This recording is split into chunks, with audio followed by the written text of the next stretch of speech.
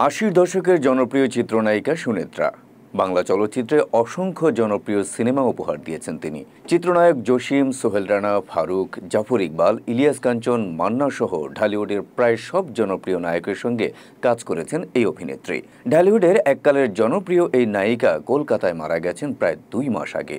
অথচ সীমান্ত পেরিয়ে ঢালিউডে সেই খবর পৌঁছেছে 14 জুন শুক্রবার। এই চিত্রনায়িকার মৃত্যুর খবরটি প্রথম জানিয়েছেন শিল্পী সমিতির সাবেক সাধারণ সম্পাদক চিত্রনায়ক জায়েদ খান।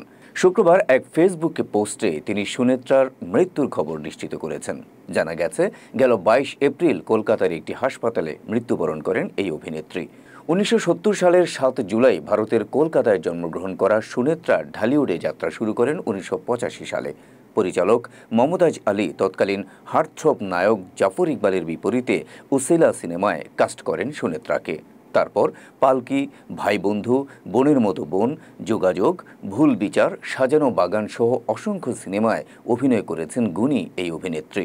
সুনেত্রার মৃত্যুর খবরে স্মৃতিকাতর হয়ে পড়েন চিত্রনায়িকা অঞ্জনা সহ তার সঙ্গে কাজ করা সহশিল্পীরা।